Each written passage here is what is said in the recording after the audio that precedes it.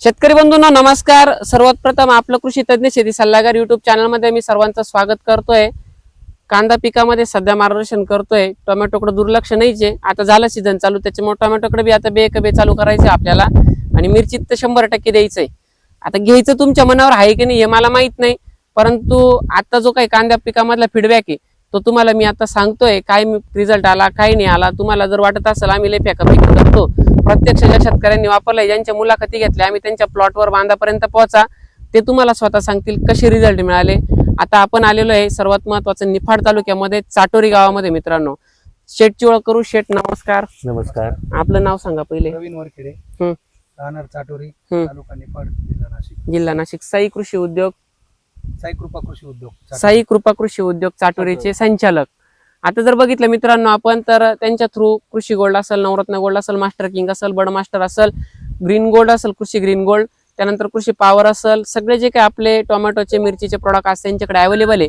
आज शेतकऱ्यांना देऊन जो काही रिस्पॉन्स मिळतोय, जे समाधान आहे शेतकरी आपल्याला कळवत आहे, तर आपण सहज प्लॉट व्हिजिट साठी आलेलो आहे। आपण भाऊंची ओळख करू। भाऊ नमस्कार। नमस्कार। काय रिझल्ट वाटला? खूप छान रिझल्ट आहे। आपलं नाव सांगा सर्वात प्रथम। प्रकाश दामोदर हांडे, राहणार चाटोरी, तालुका निफाड। एकंदरीत प्रॉब्लेम काय होता?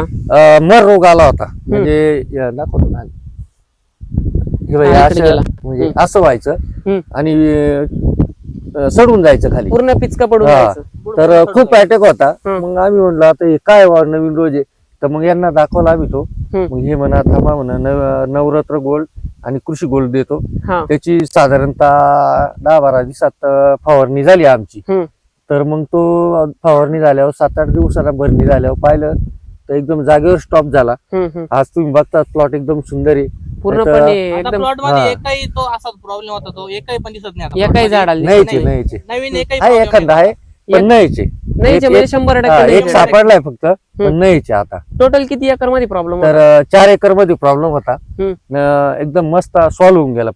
आता जर पाहिलं आपण त्या कोपऱ्यापासून या कोपऱ्यापर्यंत लय काळू की प्लॉट, बरोबर आहे? एकदम एकदम। आता बाकीच्या काही 4 प्लॉटवर मी पोहोचलो नाही, आपण दोघं पण गेलो, बरोबर नाही गेलो तरी काय अडचण नाही, एकदम आणि छानच आहे। इथून ते ह्या टोकापर्यंत असा प्लॉट आहे, सेम तसेच तिकडे सगळी पोषण अशी सगळेच तसे। एकदम। मित्रांनो आपण सर्वात महत्वाचं आताचं जे काही आपण शेड्यूल जाणून घेऊ, काय करायचंय काय नाही करायचंय। आता जर पाहिलं आपलं झाड निरोगी कसं आहे कांद्याचं, किंवा कांदा आपलं ओके होणार आहे की नाही पुढं, त्या आपल्याला काही गोष्टी आधीच कळतात, त्या कशा कळतात त्या जाणून घ्यायच्या आपल्याला।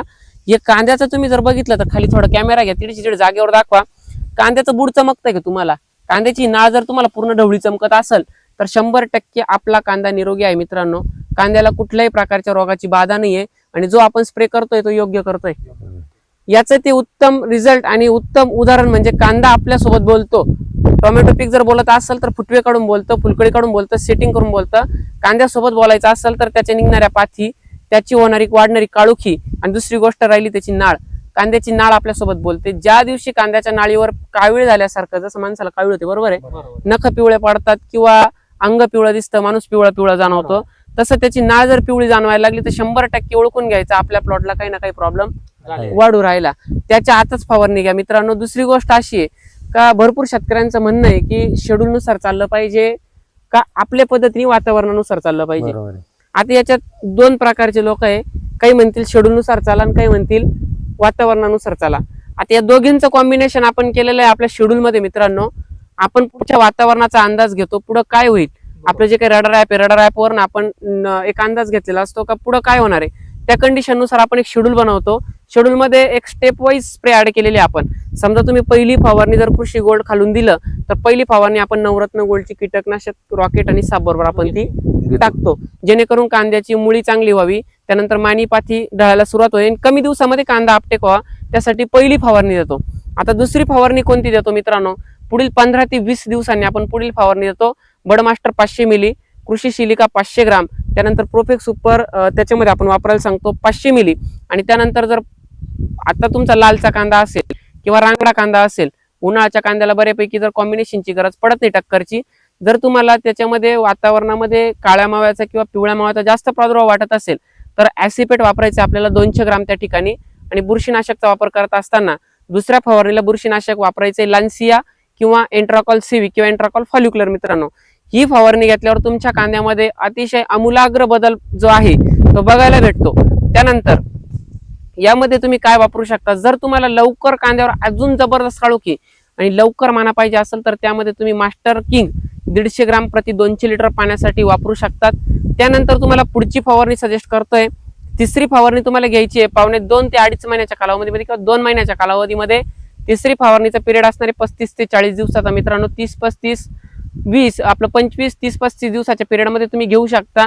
बऱ्यापैकी शेतकऱ्यांचं म्हणणं असं आहे की आम्ही एक स्प्रे मारलो, महिना गरज पडून राहिली, म्हणजे तुम्ही डायरेक्ट आता जुन्या पद्धतीवर निघून गेले. बरोबर. आज याला स्प्रे मारून किती दिवस झाले होते?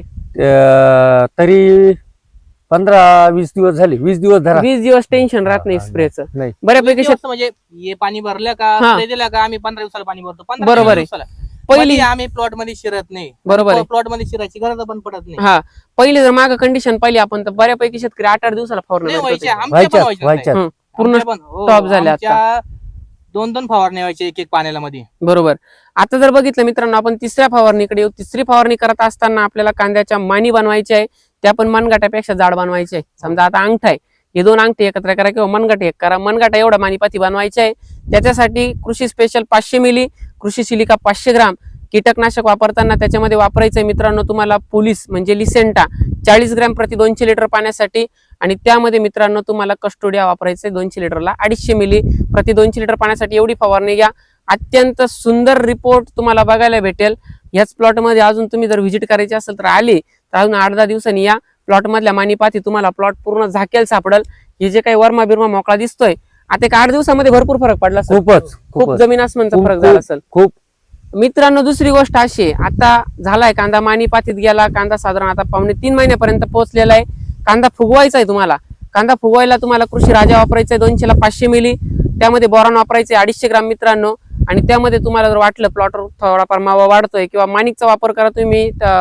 माणिक म्हणजे ॲसिटामाप्राइड वापरायचे तुम्हाला साधारण 100 ग्रॅम प्रति 200 लिटर पाण्यासाठी. किंवा पोलिट्रिन किंवा क्युरियाक्रॉन तुम्हाला वापरायचे 200 ला 300 ते 400 मिली.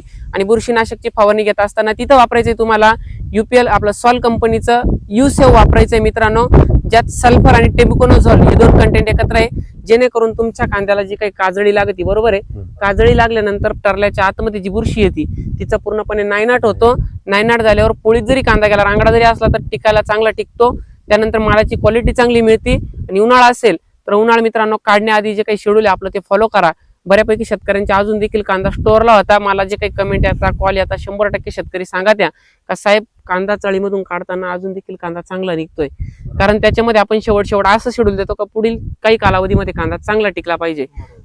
आज ती जर आता सर्वात महत्वाचं इथपर्यंत झालं शेड्यूल, कांदा फुगला वावराच्या बाहेर निघाला, साठवायचा कसा काय कसं या सगळ्या गोष्टी आपण पुढच्या व्हिडिओमध्ये सांगूच. हे शेड्यूल होतं उन्हाळा कांदा प्लस तुमचं रांगडा कांदा. दोन्ही कांद्यांच्या बाबतीत मी तुम्हाला दिलेलं आहे. आता बऱ्यापैकी शेतकऱ्यांना जे काही शेड्यूल पाहिजे असेल कागदी तर ते ज्या शेतकरी तुम्ही दुकानवरनं आता परचेस करणार आहे ज्या कृषी केंद्रावरनं त्यांना आपण शेड्यूल दिलेलं आहे, बरोबर शेट? ते शेड्यूल तुम्हाला फ्री अवेलेबल आहे.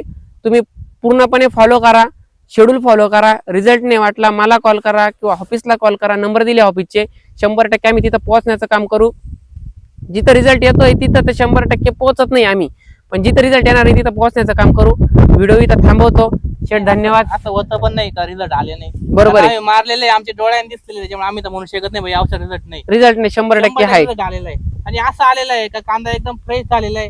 त्याच्यावरती दुसरा करपा म्हणा मावा म्हणा तो अटॅकच नाही करत आहे. त्याची पात अशी रप्प झालेली आहे. सर्वात महत्वाचं कांद्याची जर क्वालिटी ओळखायची असेल ना आपल्याला, आपला कांदा निरोगी का नाही, प्लॉट मध्ये गेल्यानंतर कांदा उपटत नाही. रूट डेव्हलपमेंट पा मर होत होती कांद्याची रूट डेव्हलपमेंट पा.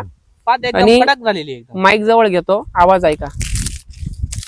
हा आवाज आला पाहिजे. पात करकर वाजते एकदम. ज्या वेळेस तुमच्या कांद्याच्या पातीचा हा आवाज येईल त्याच वेळेस समजायचा आपला प्लॉट निरोगी आहे. जर पात कवळी सापडली 100% तुमचा रोगाला प्लॉट पुढच्या 8 दिवसात बळी पडेल, प्लॉट पिवळा पडेल. बरोबर. आता व्हिडिओ इथं थांबवतोय, भरपूर वेळ झाला बोलतोय, तुम्ही पण व्हिडिओ बघितला, बरोबर आहे.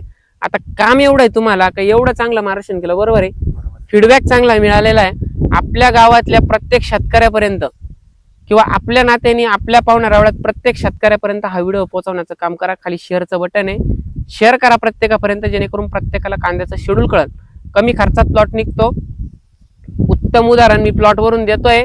कांदे काढलेले पण व्हिडिओ टाकलेले ते बघू शकता. व्हिडिओ इथं थांबवतोय. धन्यवाद.